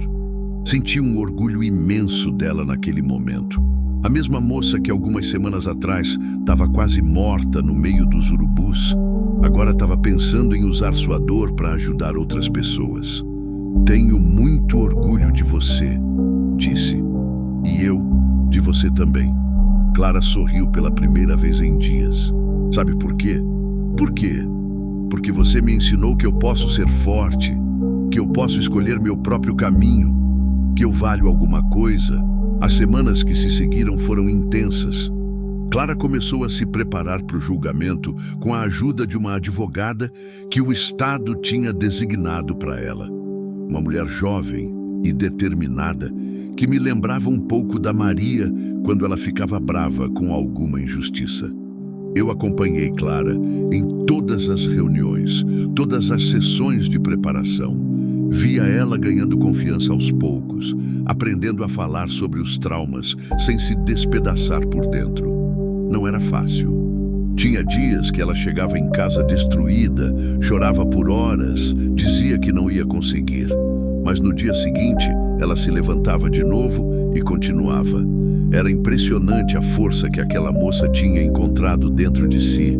Uma tarde, quando voltávamos de mais uma reunião na cidade, Clara me fez uma pergunta que mexeu comigo. João, você acha que a Maria aprovaria o que você fez por mim? A pergunta me pegou desprevenido. Fazia tempo que eu não pensava no que Maria pensaria das minhas escolhas. Durante muito tempo, depois da morte dela, eu me sentia culpado por qualquer coisa que fizesse, como se estivesse traindo a memória dela. Por que você pergunta isso? Porque às vezes eu me sinto culpada, admitiu Clara, como se eu tivesse invadido um espaço que era só dela, a casa de vocês, sua vida, suas lembranças. Parei a caminhonete no acostamento da estrada e me virei para ela. E Clara, você quer saber o que eu acho que a Maria pensaria? Ela fez que sim com a cabeça. Eu acho que ela ficaria orgulhosa, muito orgulhosa. As palavras saíam do coração. A Maria sempre teve pena de quem sofria, sempre quis ajudar os outros. Se ela tivesse aqui no dia que eu te encontrei, ela teria feito exatamente a mesma coisa que eu fiz. Mesmo? Tenho certeza absoluta. E sabe mais? Eu acho que ela ia te amar como uma filha, como eu te amo. Clara começou a chorar, mas era um choro de alívio. Você me ama como filha? Desde o primeiro dia, respondi. Desde que você acordou naquela cama, assustada e perdida. E eu senti que tinha encontrado um pedaço de mim que eu nem sabia que estava faltando. Ficamos ali na beira da estrada, chorando juntos, sem vergonha de mostrar nossos sentimentos. Dois órfãos que tinham se encontrado no meio da tempestade e que tinham descoberto que família não é só sangue, é escolha, é amor. É decidir que você vai cuidar de alguém para o resto da vida, independente das dificuldades. Quando chegamos em casa naquele dia, Clara fez algo que eu não esperava. Foi até o quarto dela, que antes era quarto de hóspedes, e trouxe uma foto pequena que eu nunca tinha visto antes. Essa é minha mãe, disse, me mostrando a imagem de uma mulher jovem, de cabelos cacheados e sorriso doce. É a única foto que consegui salvar quando saí de casa. Ela era linda, disse. Você puxou a ela. Você acha que ela e a Maria se dariam bem? Perguntou Clara com um sorriso tímido. Olhei para a foto da mãe dela, depois para a foto da Maria que estava na estante da sala. Duas mulheres que tinham amado sem limites, que tinham deixado marcas profundas nas pessoas que ficaram. Tenho certeza que sim, respondi, e tenho certeza que as duas estariam orgulhosas de nós. Naquela noite, Clara fez algo que nunca tinha feito antes. Colocou a foto da mãe dela na estante da sala, bem do lado da foto da Maria. Duas mães que agora dividiam o mesmo espaço, como se fossem amigas de longa data. Agora nossa família está completa, disse Clara, e pela primeira vez desde a morte da Maria, eu senti que ela tinha razão. A casa não parecia mais vazia, meu coração não parecia mais partido. Não era que eu tinha esquecido da minha esposa. Nunca ia esquecer. Era que eu tinha aprendido que o amor não acaba quando alguém morre. Ele se multiplica. Ele encontra novos caminhos. Ele cria novas famílias. Faltavam 2 semanas para o julgamento quando Clara tomou mais uma decisão que mudou tudo. Ela queria plantar um jardim atrás da casa. Um jardim com flores que ela mesma escolheria, que ela mesma cuidaria. Quero plantar coisas bonitas, explicou. Quero que nasça vida nova neste lugar. Vida que só dependa de mim. E foi assim que passamos os dias que antecederam o julgamento. Cavando a terra, plantando sementes, regando brotos pequenos que nasciam cheios de esperança. Clara trabalhava com uma dedicação que nunca tinha visto em ninguém. Era como se cada flor que ela plantava fosse um ato de fé no futuro. Sabe o que estou pensando? Disse ela certa manhã, enquanto plantava umas mudas de girassol. Que talvez eu tenha passado por tudo aquilo para poder chegar aqui, para poder te encontrar, para poder descobrir quem eu realmente sou. Você acha mesmo isso? Acho. Ela sorriu, com as mãos sujas de terra e o rosto iluminado pelo sol da manhã. Porque pela primeira vez na minha vida, eu sei que sou amada. E isso muda tudo. E mudava mesmo. Mudava tudo. Tanto para ela quanto para mim. O julgamento estava chegando e nós dois sabíamos que seria o teste final. Mas também sabíamos que acontecesse o que acontecesse, nós íamos enfrentar juntos, como família. Como pai e filha que se escolheram no meio da tempestade e que decidiram que o amor era mais forte que qualquer medo. O dia do julgamento amanheceu nublado, com aquele ar pesado que vem antes de uma tempestade. Clara acordou antes do galo cantar. Eu ouvi ela andando pelo quarto desde as 4 da manhã. Quando desci para a cozinha, ela já estava lá, vestida com o vestido azul marinho que a advogada tinha sugerido para parecer mais séria, mas com as mãos tremendo tanto que mal conseguia segurar a xícara de café. Dormiu alguma coisa? Perguntei, sentando do lado dela na mesa da cozinha. Não muito. A voz dela saiu rouca. Fico pensando se vou conseguir falar tudo o que preciso falar. Se vou conseguir olhar para ele sem desmoronar. Peguei na mão dela, que estava gelada como pedra de gelo. Clara, lembra do que a doutora Fernanda disse? Você não está falando para ele, você está falando para o juiz, para os jurados, para as pessoas que podem impedir que ele faça isso com mais alguém. Clara balançou a cabeça, mas eu vi que ainda estava apavorada. Não podia culpar ela. Ia ter que sentar na frente do homem que tinha destruído sua infância e adolescência e contar em detalhes cada humilhação, cada ameaça, cada momento de terror que tinha vivido por 8 anos. E se eu esquecer alguma coisa importante? E se eu começar a gaguejar e ninguém entender o que eu estou falando? Não vai acontecer, disse, apertando a mão dela. Você é muito mais forte do que imagina. E eu vou estar lá na primeira fileira, olhando para você o tempo todo. Quando você se sentir perdida, é só olhar para mim. Saímos de casa às 7 da manhã para chegar no Fórum de Goiânia às 9. A viagem, que normalmente levava 1h30, durou quase 2, porque eu dirigi devagar, tentando dar mais tempo para Clara se acalmar. Ela passou o caminho inteiro em silêncio, olhando pela janela, às vezes fechando os olhos e respirando fundo, como a advogada tinha ensinado. Quando chegamos no fórum, já tinha uma pequena multidão esperando. Jornalistas locais, curiosos, algumas mulheres que eu reconheci de ONGs que apoiavam vítimas de violência doméstica. A doutora Fernanda nos recebeu na entrada e nos levou por uma porta lateral, longe dos olhares curiosos. Como você está, Clara? Perguntou a advogada. Com muito medo, admitiu Clara, mas decidida. Ótimo. Lembre-se, fale devagar, respire entre as frases e não tenha vergonha de pedir para repetir a pergunta se não entender. Você é a vítima aqui. O juiz e o júri vão estar do seu lado. Entramos na sala de audiência exatamente às 9 horas.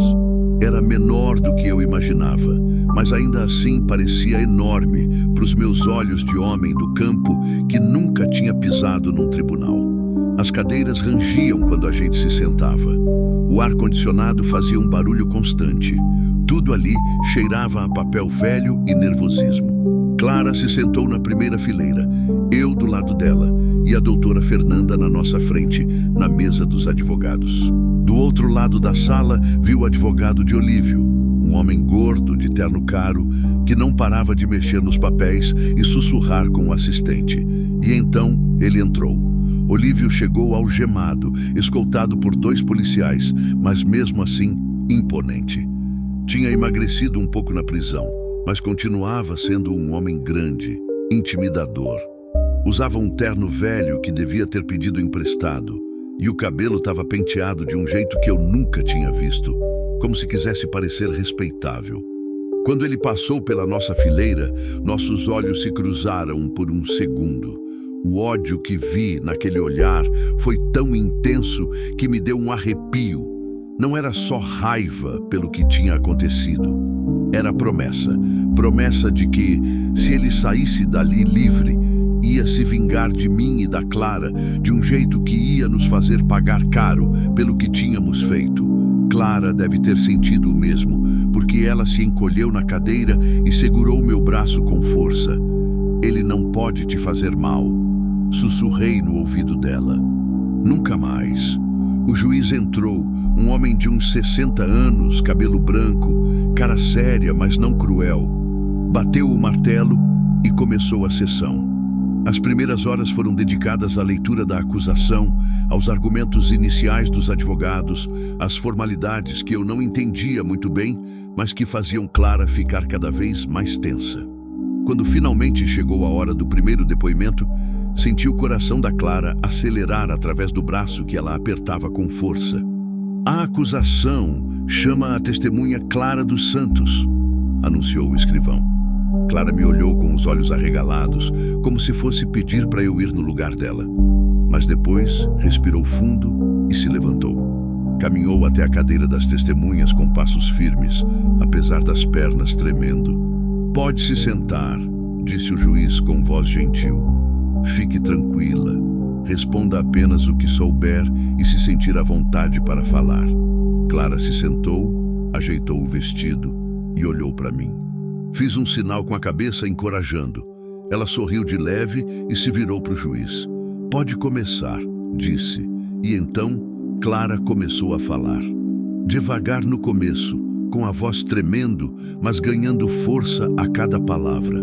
Contou sobre a morte da mãe, sobre como o Olívio mudou depois disso, sobre as primeiras humilhações, as primeiras agressões psicológicas.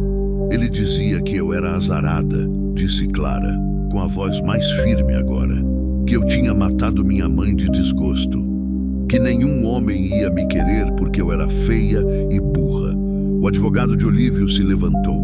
Objeção, excelência. A testemunha está relatando ofensas subjetivas que podem ter sido interpretadas erroneamente por uma criança traumatizada. Negada, disse o juiz secamente. A testemunha pode continuar. Clara respirou fundo e prosseguiu. Contou sobre as vezes que ficou trancada no porão, sobre os dias sem comida quando desobedecia, sobre as ameaças constantes, sobre o isolamento dos vizinhos e possíveis amigos. Quando chegou na parte sobre o dia em que Olívio a jogou no buraco para os urubus, a voz dela ficou mais baixa, mas não parou. Contou cada detalhe, como ele a amarrou, como a arrastou até a caminhonete, como ela implorou para ele não fazer aquilo. E o que ele respondeu? Perguntou a doutora Fernanda. Clara olhou diretamente para Olívio pela primeira vez desde que entrou na sala. Ele disse: agora você vai ter a morte que merece. Comida de urubu. Um murmúrio percorreu a sala. Até o juiz pareceu chocado com a frieza da frase. Olívio baixou a cabeça, mas eu vi que não era de vergonha. Era de raiva por ter sido exposto. O depoimento de Clara durou quase 2 horas. Quando terminou, ela estava exausta, mas de pé. Tinha conseguido falar tudo, sem gaguejar, sem desistir no meio. Quando voltou para o lugar ao meu lado, eu segurei a mão dela e sussurrei: "Tenho muito orgulho de você." Em seguida foi minha vez. Meu depoimento foi mais curto. Contei sobre como encontrei Clara, sobre o estado em que ela estava, sobre a ameaça que Olívio fez com a faca. Mas o que mais marcou foram as perguntas do advogado de defesa. "Senhor João Batista, o senhor não acha estranho uma jovem de 20 anos ir morar com um homem solteiro que ela mal conhecia?" A pergunta me pegou desprevenido, mas entendi aonde ele queria chegar. "Não vejo nada de estranho em ajudar alguém que precisa. E o senhor nunca se aproveitou da situação vulnerável da senhorita Clara?" Senti uma raiva subir no peito, mas me controlei. "Eu trato a Clara como filha. Sempre tratei. E qualquer insinuação contrária é uma ofensa tanto para mim quanto para ela. Mas convenhamos, senhor João, um homem viúvo, sozinho, uma jovem bonita morando na sua casa. As pessoas podem pensar o que quiserem." Interrompi. "Eu sei quem eu sou. E a Clara sabe quem eu sou. Isso é o que importa." O juiz bateu o martelo. "O advogado de defesa deve se ater aos fatos, não a especulações." Depois vieram outras testemunhas. Vizinhos que confirmaram que nunca viram nada de suspeito na relação entre Olívio e Clara, mas que também admitiram que ele sempre foi reservado, que ninguém entrava na casa dele. O médico que examinou Clara quando ela chegou no hospital, confirmando os ferimentos e sinais de desnutrição. Mas o momento mais tenso chegou quando Olívio foi chamado para depor. Ele se levantou devagar, com aquele ar de quem se sentia injustiçado. Caminhou até a cadeira das testemunhas com passos firmes, sem demonstrar nervosismo. Quando se sentou, olhou para o juiz com uma expressão que tentava passar sinceridade. "Senhor Olívio Silva, o senhor nega as acusações feitas contra a sua pessoa?" "Nego completamente, Excelência." A voz dele saiu clara, controlada. "Eu criei essa menina como se fosse minha própria filha. Dei casa, comida, roupas. Nunca encostei um dedo nela para fazer mal. E como explica o estado em que ela foi encontrada?" "Ela fugiu de casa, Excelência. Saiu no meio da noite sem avisar nada. Eu procurei por dias. Quando não achei, pensei que ela tinha ido embora para a cidade grande tentar a vida. Nunca imaginei que ela tivesse se perdido no mato." Clara apertou minha mão com força. Estava ouvindo Olívio reescrever completamente a história. Transformar a vítima em culpada. "E as acusações de maus tratos?" insistiu o promotor. "Mentira, tudo mentira." Olívio balançou a cabeça tristemente. "Eu acho que a menina ficou com trauma de ficar perdida no mato e começou a inventar coisas. Ou então esse homem aí," apontou para mim, "botou ideias na cabeça dela." O sangue ferveu nas minhas veias, mas me controlei. "E a faca? A ameaça de morte na fazenda do senhor João?" Eu só fui buscar minha enteada, que tinha sido sequestrada por um estranho. Levei a faca para me defender, caso ele fosse perigoso. Quando vi que ele tinha feito alguma coisa com a cabeça da Clara, fiquei nervoso, mas nunca ameacei ninguém. Era inacreditável. Olívio tinha uma resposta para tudo, uma versão dos fatos onde ele era o pai preocupado e nós éramos os vilões. Falava com uma convicção que poderia convencer quem não soubesse da verdade. Mas então aconteceu algo que ninguém esperava. Durante o interrogatório, o promotor perguntou sobre detalhes da casa onde Clara morava, sobre o porão que ela mencionou, sobre o quarto dela, sobre a rotina da família. "O senhor disse que tratava a Clara como filha", disse o promotor. "Então ela tinha quarto próprio?" "Claro que tinha." "Onde ficava esse quarto?" Olívio hesitou por uma fração de segundo. No segundo andar." Clara se mexeu na cadeira ao meu lado. "Não tinha segundo andar", sussurrou para mim. O promotor continuou. "E o porão que a senhorita Clara mencionou? Existia?" "Não sei de que porão ela está falando." Olívio estava começando a suar.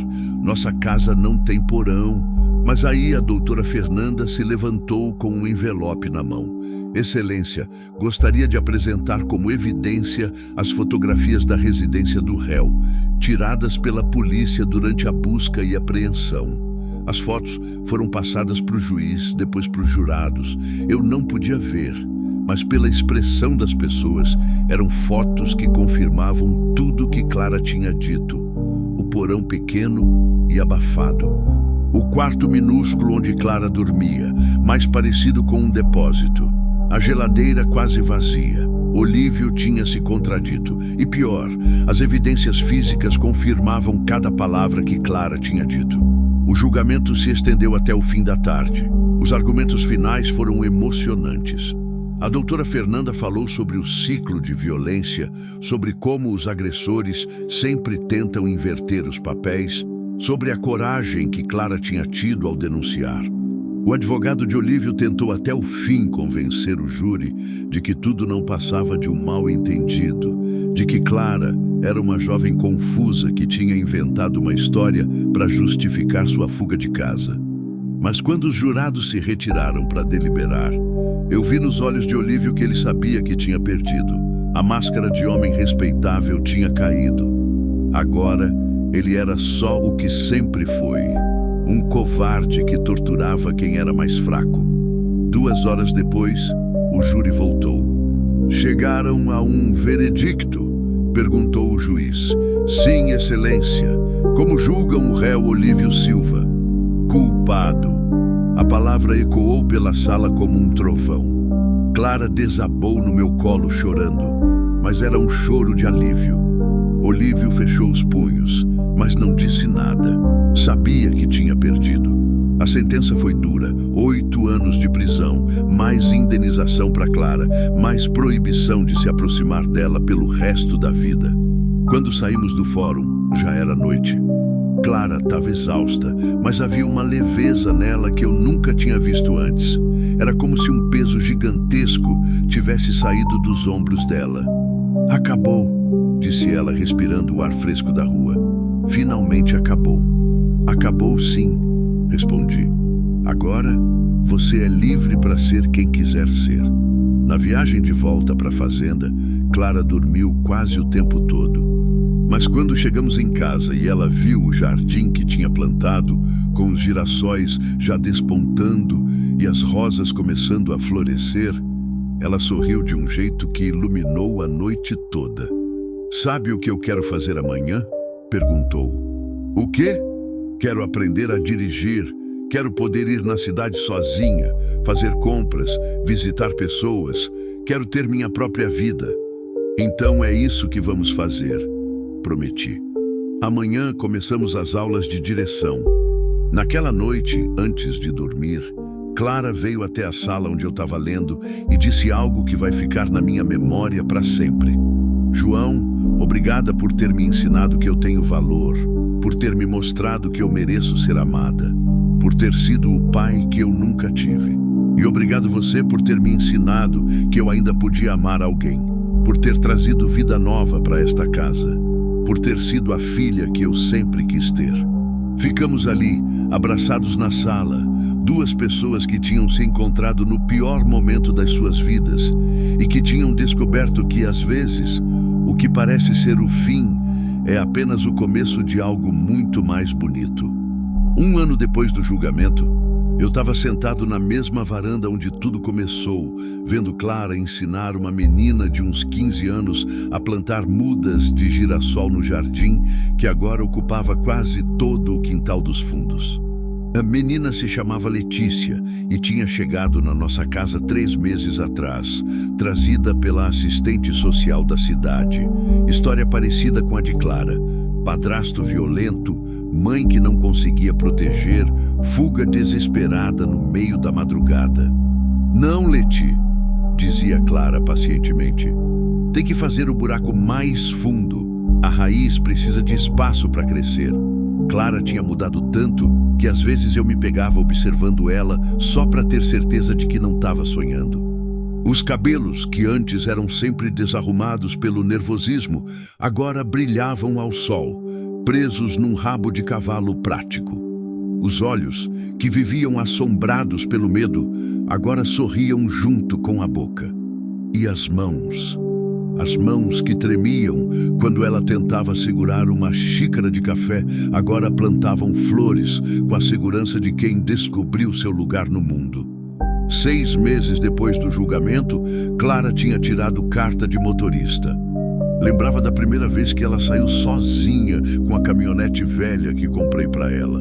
Voltou 3 horas depois, carregada de mudas de plantas que tinha comprado no viveiro da cidade, com os olhos brilhando de alegria por ter conseguido fazer tudo sozinha. "João!" gritou ela da porta da casa, me tirando dos devaneios. "Telefone para você." Me levantei da cadeira de balanço que Clara tinha insistido em comprar. "Todo pai precisa de uma cadeira de balanço na varanda", tinha dito rindo, e fui atender. Era a doutora Fernanda, a advogada. "João, como vocês estão?" "Bem, doutora, muito bem. Que bom ouvir isso. Olha, estou ligando porque apareceu mais um caso aqui. Uma jovem de 18 anos, situação bem delicada. A família de acolhimento que ela estava não deu certo. E, bem, lembrei de vocês." Clara tinha aparecido na cozinha enquanto eu falava e me olhava curiosa. Tapei o telefone e sussurrei: "É mais uma menina. Quer que eu aceite?" Clara não hesitou nem um segundo. "Claro, sempre tem espaço para mais uma." Era assim que nossa casa tinha se tornado. Depois que a história de Clara se espalhou pela região, não pelos detalhes sórdidos, mas pela coragem dela e pelo final feliz, começaram a aparecer assistentes sociais, advogados, psicólogos, trazendo outras meninas que precisavam de um lugar seguro para se reconstruir. A princípio, eu fiquei preocupado. Não sabia se estava preparado para cuidar de tanta gente, se minha fazenda ia dar conta de sustentar uma família que crescia a cada mês. Mas Clara me tranquilizou. "João, você me ensinou que família não é sobre quantidade de pessoas ou dinheiro no banco. É sobre amor. E amor é a única coisa que multiplica quando a gente divide." E ela estava certa. Nos últimos meses, tinham passado por nossa casa 7 meninas diferentes. Algumas ficaram apenas algumas semanas, o tempo de se reorganizar e encontrar seus caminhos. Outras, como Letícia, chegaram para ficar mais tempo. Uma delas, Marina, tinha até conseguido uma bolsa de estudos para fazer veterinária na Universidade Federal e mandava cartas contando como estava se saindo bem. Cada uma chegava quebrada de um jeito diferente, mas todas saíam transformadas. Clara tinha virado uma especialista em cuidar de alma ferida. Sabia quando deixar a pessoa em paz, quando oferecer um abraço, quando puxar conversa, quando levar para o jardim para plantar alguma coisa nova. A terra ensina a gente a ter paciência. Ela sempre dizia para as meninas que chegavam apavoradas: "Você planta uma sementinha pequena, rega todo dia, mesmo quando parece que nada está acontecendo. Aí um dia você olha e tem uma flor linda crescendo." Com a gente é igual. Naquele fim de tarde, depois que Letícia foi para o quarto fazer os deveres do supletivo que estava fazendo na cidade, Clara veio se sentar comigo na varanda. Trouxe 2 xícaras de café e um prato com biscoitos que ela mesma tinha feito. Outra habilidade que tinha desenvolvido nos últimos meses. "João, posso te fazer uma pergunta?" "Claro. Você se arrepende de alguma coisa? De ter me trazido para casa naquele dia, de ter mudado sua vida quietinha por causa de mim?" A pergunta me pegou de surpresa. Clara nunca tinha demonstrado insegurança sobre isso depois do julgamento. "Por que você está perguntando isso?" "Porque às vezes eu fico pensando, você era um homem sossegado, vivia sua vidinha em paz, sem problemas. Aí eu cheguei e trouxe um monte de complicação, julgamento, confusão, e agora nossa casa virou ponto de passagem para a menina perdida." Levei um tempo para responder, escolhendo bem as palavras. "Clara, você quer saber a verdade? Antes de você chegar, eu não estava vivendo, eu estava só existindo. Acordava, trabalhava, dormia e no outro dia era tudo igual. Não tinha propósito, não tinha alegria, não tinha nada que me fizesse querer ver o sol nascer no outro dia. Parei um pouco, olhando para o jardim colorido que ela tinha criado. Você me devolveu a vida, minha filha. Me ensinou que eu ainda podia ser útil para alguém, que eu ainda podia amar e ser amado. E agora, vendo você cuidar dessas outras meninas com tanto carinho, eu sei que tudo que passamos valeu a pena. Porque não foi só você que se salvou, foram todas elas também. Clara começou a chorar, mas era aquele choro bom, de emoção. Eu te amo, João. Te amo como se você fosse meu pai de verdade. E eu te amo como se você fosse minha filha de sangue. Mais que isso, na verdade. Porque você foi escolhida pelo meu coração. Ficamos ali conversando até o sol se pôr completamente. Clara me contou dos planos dela. Queria estudar psicologia, se especializar em ajudar vítimas de violência doméstica. Queria transformar nossa experiência em algo que pudesse ajudar outras pessoas. E sabe o que mais eu quero? Disse ela, com um sorriso travesso. O quê? Quero que você me ensine tudo sobre a fazenda, sobre o gado, sobre as plantações, sobre os negócios. Porque quando você ficar velho demais para trabalhar, eu quero poder cuidar de tudo para você. Ri da determinação dela. Clara, eu tenho 53 anos, ainda não tô tão caduco assim. Eu sei, mas quero aprender mesmo assim. Quero poder dividir o trabalho com você, ser sua parceira de verdade nesta fazenda. E foi exatamente isso que aconteceu nos meses seguintes. Clara se inscreveu no curso de psicologia da Universidade de Goiânia. Ia 3 vezes por semana, dirigindo a caminhonete velha que ela já tinha batizado de Esperança. Nos outros dias, me acompanhava no trabalho da fazenda. Aprendeu a lidar com o gado, a cuidar das pastagens, a fazer as contas do negócio. Era engraçado ver ela, uma moça delicada, colocando as mãos na massa do jeito mais literal possível. Sujava o vestido consertando cerca, molhava os cabelos dando banho nos bezerros recém-nascidos, voltava para casa com as unhas pretas de terra e um sorriso que iluminava o mundo inteiro. Maria ficaria orgulhosa de ver você assim, disse para ela certo dia, quando ela voltou do pasto com um bezerro doente no colo. Você acha? Tenho certeza. Ela sempre quis que esta fazenda fosse um lugar de vida nova. E é exatamente isso que você transformou ela. 1 ano e meio depois do julgamento, recebemos uma visita inesperada. Era Marina, a menina que tinha conseguido a bolsa para estudar veterinária. Chegou num carro pequeno, acompanhada de um rapaz simpático que ela apresentou como namorado. Doutor João, Clara! Gritou, correndo para nos abraçar. Vocês não imaginam a saudade que eu tava. Marina estava radiante. Cabelos cortados num estilo moderno, roupas bonitas, mas principalmente um jeito de carregar o corpo que mostrava confiança. Era difícil acreditar que era a mesma menina assustada que tinha chegado na nossa casa 2 anos atrás. Durante o jantar, ela contou sobre a faculdade, sobre os planos de se formar e voltar para a região para cuidar dos animais das fazendas locais. Mas o que mais me tocou foi quando ela disse: Sabe, Dr. João, eu sempre soube que queria ser veterinária. Mas foi aqui, vendo o senhor cuidar dos bichos com tanto carinho, que eu entendi que cuidar dos outros, sejam pessoas ou animais, é a coisa mais importante que a gente pode fazer na vida. Depois do jantar, Marina me chamou num canto. Dr. João, posso falar uma coisa pessoal? Claro, minha filha. Quando eu cheguei aqui, eu achava que nunca ia conseguir confiar em homem nenhum de novo. Meu pai tinha me machucado tanto que eu via todo homem como uma ameaça. Senti o coração apertar. Marina nunca tinha falado muito sobre o passado dela, mas eu sabia que tinha sido difícil. O Senhor me mostrou que existem homens bons no mundo, homens que protegem em vez de machucar, que cuidam em vez de destruir. Por causa do Senhor, eu consegui me abrir para o amor.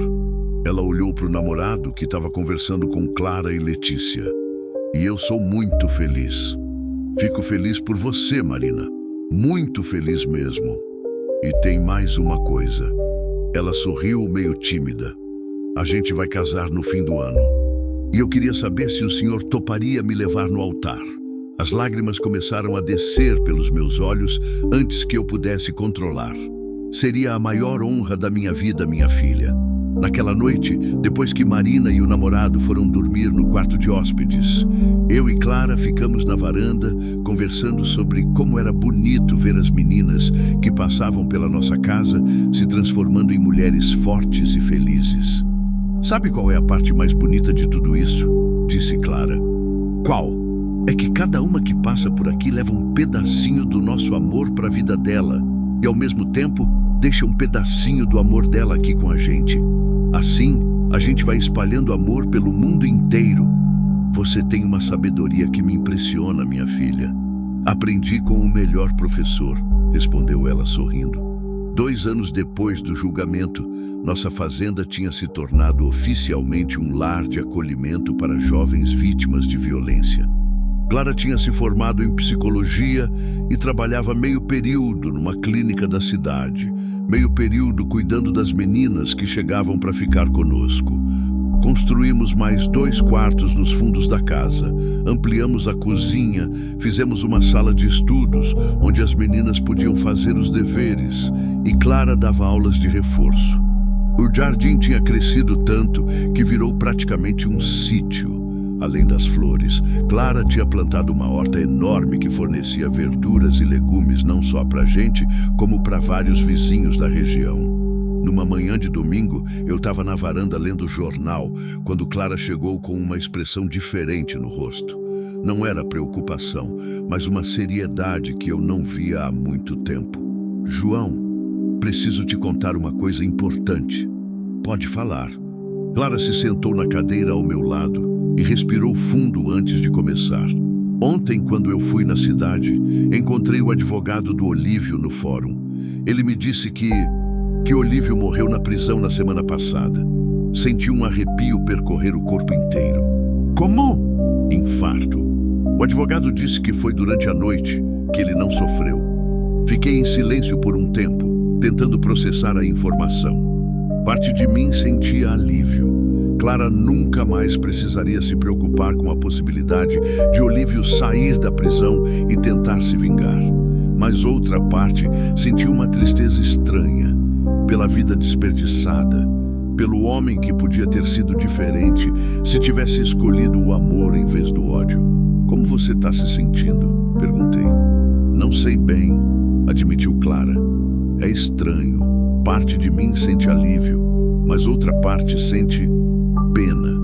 Ele podia ter sido diferente, sabe? Podia ter me amado de verdade, como um pai ama uma filha. Podia ter tido uma vida bonita, cheia de amor e alegria. Mas escolheu a amargura. Você não tem culpa das escolhas que ele fez, Clara. Eu sei. Ela me olhou com aqueles olhos sábios que tinha desenvolvido ao longo dos anos. E sabe o que mais eu sei?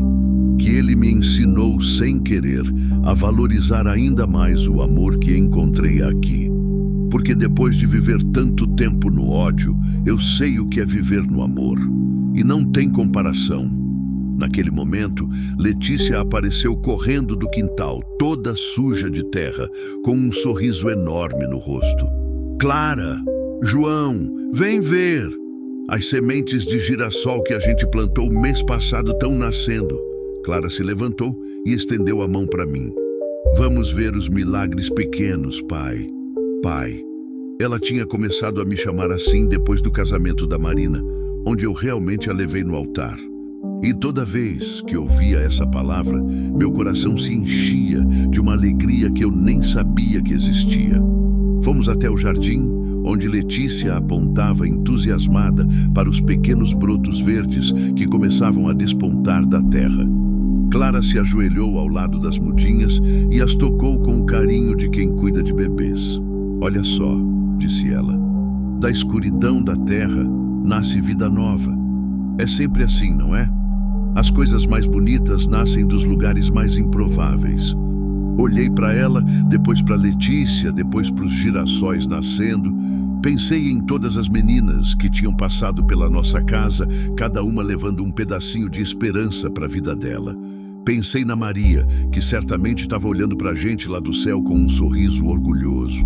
Pensei na mãe da Clara, que devia estar feliz, vendo a filha transformar a própria dor em cura para outras pessoas.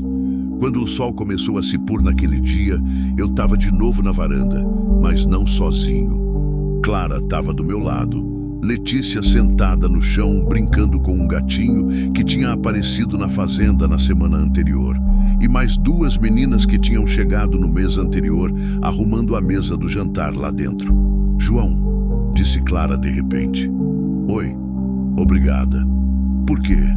Por ter me encontrado naquele dia, por ter me dado uma família, por ter me ensinado que eu mereço ser amada, por ter transformado minha vida numa coisa bonita. Obrigado você, respondi. Por ter me ensinado que nunca é tarde para recomeçar, por ter trazido vida nova para esta casa, por ter me dado a chance de ser pai, mesmo sem ter filhos de sangue. Clara encostou a cabeça no meu ombro e ficamos ali, vendo o céu ficar vermelho como nos velhos tempos, quando eu voltava da lida sozinho. Mas agora não era mais solidão, era plenitude, era família, era amor. E quando as primeiras estrelas começaram a aparecer no céu, eu soube que Maria estava certa quando dizia que Deus pintava o céu de vermelho para lembrar a gente que o amor era a coisa mais bonita do mundo. Só que agora eu sabia uma coisa que não sabia antes. Às vezes, o amor vem disfarçado de tempestade, de sofrimento, de encontros inesperados no meio do nada. Às vezes, a gente precisa se perder completamente para se encontrar de verdade. E às vezes, a chuva mais forte da nossa vida é exatamente o que a terra do nosso coração precisava para poder florescer de novo. Clara tinha razão quando disse, naquele primeiro dia no açude, que talvez ela tivesse passado por tudo aquilo para poder me encontrar. Mas a verdade é que nós dois nos salvamos mutuamente. Ela me devolveu a vida e eu a ensinei que ela merecia uma vida bonita. Juntos, descobrimos que família é isso. Gente que se escolhe, que se protege, que se ama sem condições. Enquanto os grilos começavam a cantar na noite que chegava, eu agradeci, em silêncio, por todos os caminhos tortuosos que tinham me levado até ali, porque sem eles, eu nunca teria descoberto que um fazendeiro viúvo e solitário ainda podia ter tanto amor para dar, e que uma moça jogada para os urubus ainda podia se transformar numa mulher que salvava outras mulheres. A chuva trouxe o sol, e o sol trouxe vida nova para todos nós. No final das contas, descobri que não são os grandes feitos que mudam o mundo. São os gestos pequenos, os encontros inesperados, as mãos estendidas na hora certa. São pessoas comuns fazendo coisas extraordinárias pelo simples fato de acreditarem que todo ser humano merece amor, cuidado e uma segunda chance de ser feliz.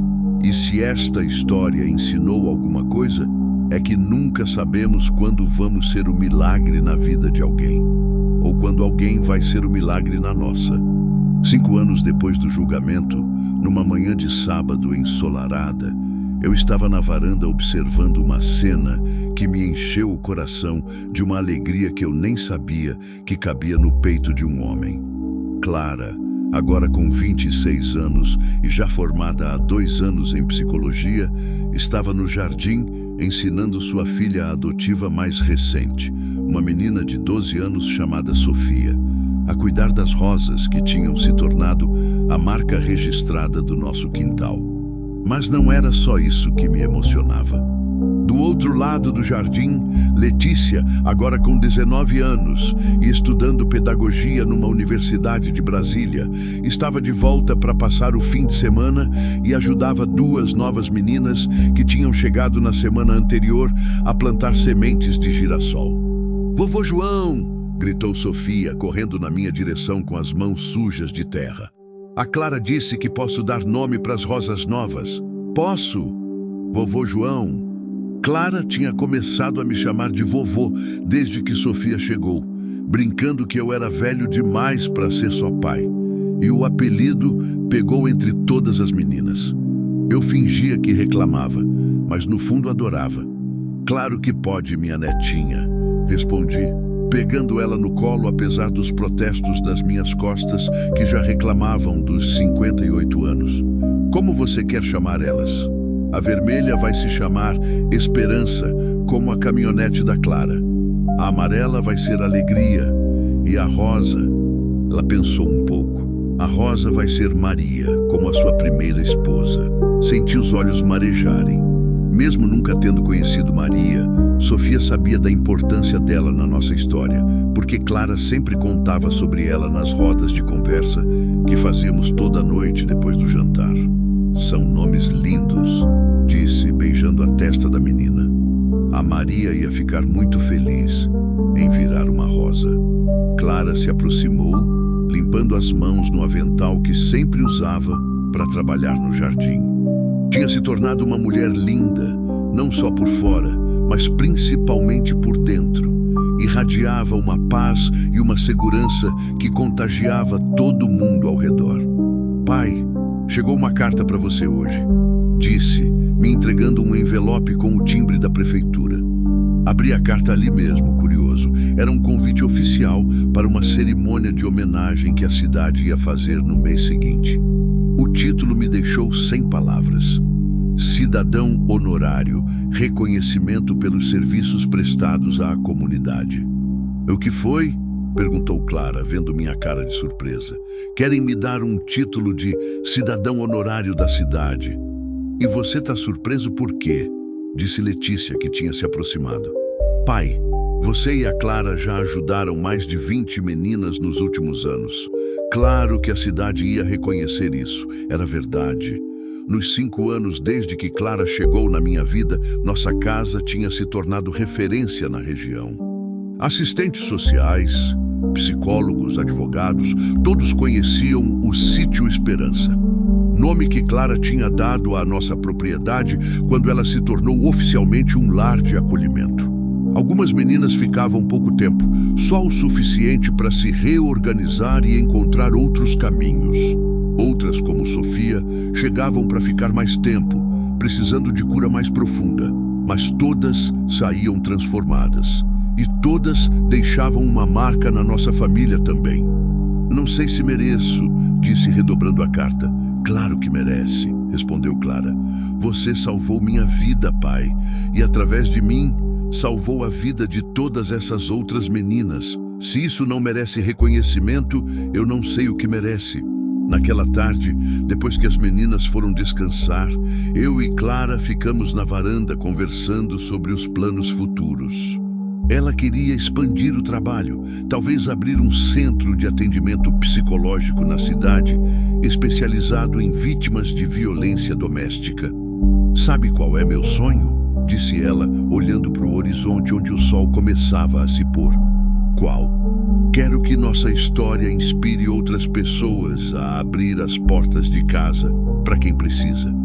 Imagina se cada fazendeiro, cada família que tem condições, decidisse acolher uma pessoa que está sofrendo.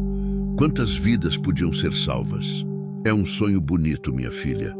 E realizável, porque não precisa ser rico para acolher alguém. Você não era rico quando me acolheu. Você só tinha amor para dar. E amor é a única coisa que multiplica quando a gente divide. Era uma frase que ela repetia sempre e que tinha virado praticamente um lema da nossa casa. 2 semanas depois, na cerimônia da prefeitura, eu estava no palco recebendo a homenagem, quando vi na plateia um mar de rostos conhecidos. Estavam lá a Marina, agora veterinária e grávida do primeiro filho. Letícia, radiante no seu curso de pedagogia. 5 outras meninas que tinham passado pela nossa casa e que vieram especialmente para a cerimônia. E no meio de todas, Clara, com Sofia no colo, chorando de orgulho. Quando chegou minha vez de falar, subi ao microfone com as pernas tremendo. Nunca tinha falado para tanta gente na vida. Eu não sei bem o que falar, comecei, e uma risada carinhosa percorreu a plateia. Porque essa homenagem não é só minha, é da Clara, que transformou nossa casa num lugar de cura. É de todas as meninas corajosas que passaram por lá e que escolheram recomeçar apesar de toda a dor que sofreram. É da minha falecida esposa Maria, que me ensinou que amar é a coisa mais importante que a gente pode fazer na vida. Parei um pouco, olhando para Clara na plateia. 5 anos atrás eu era um homem perdido. Achava que minha vida tinha acabado quando Maria morreu. Até que apareceu uma moça quase morta no meio dos urubus. E ela me ensinou que às vezes a gente precisa salvar alguém para se salvar também. As lágrimas começaram a descer sem que eu conseguisse controlar. Então essa homenagem vai para todos os encontros que mudam a vida da gente. Para todas as pessoas que estendem a mão quando a gente mais precisa. E para todas as meninas corajosas que decidem que merecem uma vida melhor, mesmo quando todo mundo diz o contrário. Quando desci do palco, Clara me abraçou com uma força que quase me derrubou. "Estou tão orgulhosa de você, pai", sussurrou no meu ouvido. "E eu de você, minha filha, sempre." 6 meses depois da homenagem, recebi uma ligação que mudou tudo de novo. Era de uma jornalista de São Paulo que queria fazer uma matéria sobre nosso trabalho para uma revista nacional. "Senhor João, sua história se espalhou além da região. Queremos mostrar para o Brasil inteiro o que vocês estão fazendo." Clara ficou animadíssima com a ideia. Imagina quantas pessoas podem se inspirar e começar projetos parecidos nas suas cidades. A matéria saiu 3 meses depois, com o título "A Fazenda que Cura Corações". As fotos mostravam nossa casa, o jardim de Clara, as meninas sorrindo, eu e ela trabalhando juntos no pasto. Mas o que mais me tocou foi uma frase que a jornalista escreveu. "João Batista e Clara provam que família não é sobre sangue ou sobrenome. É sobre escolher amar alguém todos os dias, especialmente nos dias difíceis." Depois da matéria, começaram a chegar cartas do Brasil inteiro. Pessoas contando suas próprias histórias, agradecendo pela inspiração, pedindo conselhos sobre como montar projetos similares. Clara respondia a cada carta pessoalmente, sempre terminando com a mesma frase: "Lembre-se, você pode ser um milagre na vida de alguém hoje." 1 ano depois da matéria, recebemos a visita mais especial de todas. Era uma mulher de uns 40 anos, acompanhada de uma adolescente que claramente era sua filha adotiva. "Eu sou a Rosana", disse a mulher. "Li a matéria de vocês na revista e decidi que também queria acolher meninas que precisavam de ajuda. Esta é a Camila, a primeira que acolhi. Viemos agradecer por nos terem inspirado." Clara chorou quando ouviu isso. Era a prova de que o sonho dela estava se realizando. Outras pessoas estavam abrindo as portas de casa por causa da nossa história. "E tem mais", continuou Rosana. "Conheço pelo menos 5 famílias na minha cidade que começaram projetos parecidos depois de ler sobre vocês. O amor está se multiplicando, igual vocês sempre falam." Naquela noite, depois que Rosana e Camila foram embora, eu e Clara ficamos na varanda conversando sobre como nossa vida tinha tomado rumos que jamais imaginamos. "Pai, você lembra do que eu disse no primeiro dia que a gente foi no açude?" perguntou Clara. "Que você talvez tivesse passado por tudo aquilo para poder me encontrar. Agora eu sei que estava certo, mas não era só para me salvar. Era para a gente poder salvar muitas outras pessoas juntos." Olhei para o jardim iluminado pela lua cheia. As rosas que Sofia tinha batizado estavam floridas, enchendo a noite com seu perfume doce. Os girassóis que Letícia tinha plantado balançavam na brisa suave. Era um cenário de paz que contrastava completamente com aquela tarde de tempestade, quando tudo começou. "Sabe o que eu aprendi nesses anos todos?" disse para Clara. "O quê?" que não existe acaso na vida. Tudo tem um propósito, mesmo as coisas mais dolorosas. Você sendo jogada para os urubus, eu encontrando você naquele momento exato, a tempestade que impediu que eu voltasse para casa no dia que o Olívio apareceu, tudo isso fazia parte de um plano maior. Clara encostou a cabeça no meu ombro. E qual era o plano? Mostrar para o mundo que o amor sempre vence, que não importa quanta escuridão existe na vida de uma pessoa, sempre tem como acender uma luz nova. Ficamos ali em silêncio por um tempo, só ouvindo os grilos cantarem e sentindo a brisa fresca da noite. Então Clara disse algo que ficou gravado na minha memória para sempre. Pai, tem uma coisa que eu nunca te contei. O que é? Naquele dia, quando eu estava no buraco esperando os urubus me matarem, eu fiz uma promessa. Disse que se alguém me salvasse, eu ia passar o resto da minha vida salvando outras pessoas. E você cumpriu sua promessa com louvor, minha filha. Ainda não terminei, ela sorriu, porque todo dia chegam pessoas novas que precisam de ajuda. E enquanto eu tiver vida, vou continuar estendendo a mão para quem precisa. Nós dois, corrigi, nós dois vamos continuar.